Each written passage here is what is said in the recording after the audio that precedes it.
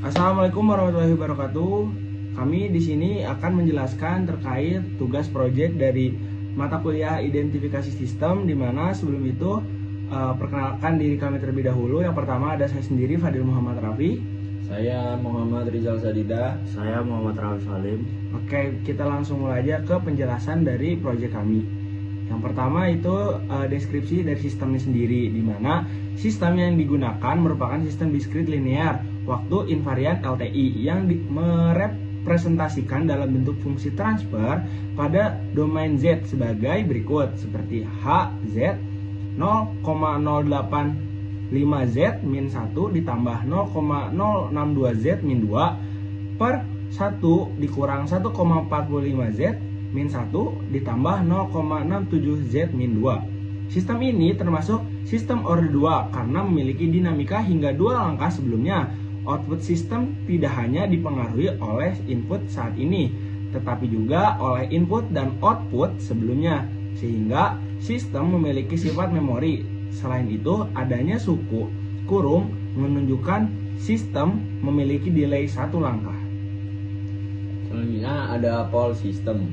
Pol System diperoleh dari penyebut fungsi transfer yang mengubah ke bentuk polinomial standar diperoleh persamaan Z kuadrat min 145Z plus 0,67 sama dengan 0.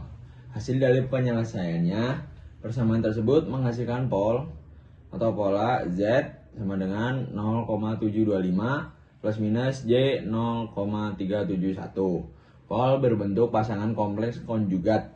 Hal ini menunjukkan bahwa sistem memiliki karakteristik respon osilatif nilai magnitudo pol yang lebih kecil dari 1 atau Z sama dengan 0,81, menunjukkan bahwa sistem bersifat stabil sehingga osilasi yang terjadi akan semakin meredam seiring waktu sehingga mencapai keadaan tunak. Oke, untuk selanjutnya zero system. Pada zero system diperoleh dari pembilang fungsi transfer dengan mengubah pembilang ke bentuk polinomial dengan diperoleh 0,085Z ditambah 0,062 sama dengan 0, sehingga diperoleh 0.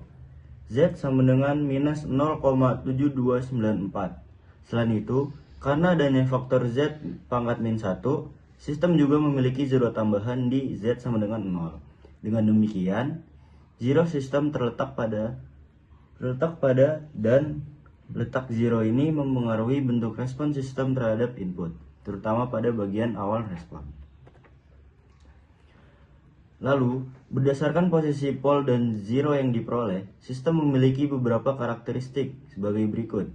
Yang pertama, pol sistem berbentuk kompleks konjugat yang menunjukkan respon bersifat osilatif. Yang kedua, letak pol berada di dalam lingkaran satuan sehingga sistem bersifat stabil. Lalu yang ketiga, pol tersebut menyebabkan osilasi yang terjadi akan semakin meredam seiring waktu. Lalu, sistem memiliki zero yang menunjukkan adanya delay pada respon sistem. Letak zero berada di dalam lingkaran satuan sehingga tidak mempengaruhi kestabilan sistem. Zero mempengaruhi bentuk respon transien, terutama pada bagian awal respon. Zero juga bernilai negatif yang dapat menyebabkan perubahan arah awal respon. Kombinasi pol dan zero menghasilkan respon sistem yang berosilasi namun tetap stabil dan meredam menuju keadaan tunak. Sistem memiliki dinamika orde 2 dengan respon yang tidak langsung stabil karena adanya osilasi awal. Selanjutnya untuk visualisasi data. Untuk yang pertama itu ada plot sinyal input, di mana pada gambar sendiri grafik sinyal input merupakan sinyal PRBS atau pseudo random binary sequence yang bersifat acak namun tetap memiliki struktur tertentu. Sinyal ini juga digunakan karena mampu mengeksitasi sistem secara menyeluruh pada berbagai frekuensi. Pada grafik terlihat bahwa sinyal berubah-berubah secara acak antara nilai positif dan juga negatif, sehingga cocok untuk proses identifikasi sistem karena dapat mengungkap dinamika sistem secara lengkap. Yang selanjutnya pada visualisasi datanya ada plot output bersih. Grafik output bersih menunjukkan respon sistem terhadap input tanpa adanya gangguan noise. Dari grafik ini terlihat bahwa output mengikuti pola inputnya, namun dengan karakteristik tertentu seperti adanya keterlambatan atau yang disebut dengan delay dan efek dinamis sistemnya. Selain itu, terlihat adanya kecenderungan osilasi yang semakin meredam seiring berjalannya waktu, yang sesuai dengan karakteristik pol kompleks yang dimiliki oleh sistemnya. Grafik ini merepresentasikan perilaku ideal dari sistem. Selanjutnya ada visualisasi data dengan plot output dengan noise. Grafik output dengan noise merupakan hasil pengukuran sistem yang telah ditambahkan pada noise Gaussian. Dibandingkan dengan output bersih, grafik ini terlihat lebih tidak halus atau fluktuatif karena adanya gangguan acak. Noise menyebabkan adanya perbedaan antara respon ideal dan respon terukur, sehingga mencerminkan kondisi nyata dalam sistem fisik. Meskipun demikian, pola utama dari sistem masih dapat dikenali, yang menunjukkan bahwa sistem masih dapat diidentifikasi dengan baik. Selanjutnya ada hasil identifikasi dari project yang udah kita lakukan, seperti perbandingan respon impuls. Kita bisa lihat dari amplitudo dan juga waktunya sendiri, di mana untuk garis biru adalah dari kebenaran dari sistemnya, kalau yang merah itu dari kesalahan dari sistemnya, di mana bisa melihat dari grafik. Dari proses identifikasi sistem dilakukan menggunakan metode non-parametik dengan pendekatan estimasi impuls respon. Data input dan output yang telah diperoleh kemudian dibentuk menjadi objek identifikasi untuk dianalisis lebih lanjut. Hasil estimasi menunjukkan bahwa model yang diperoleh mampu mengikuti karakteristik sistem asli dengan cukup baik.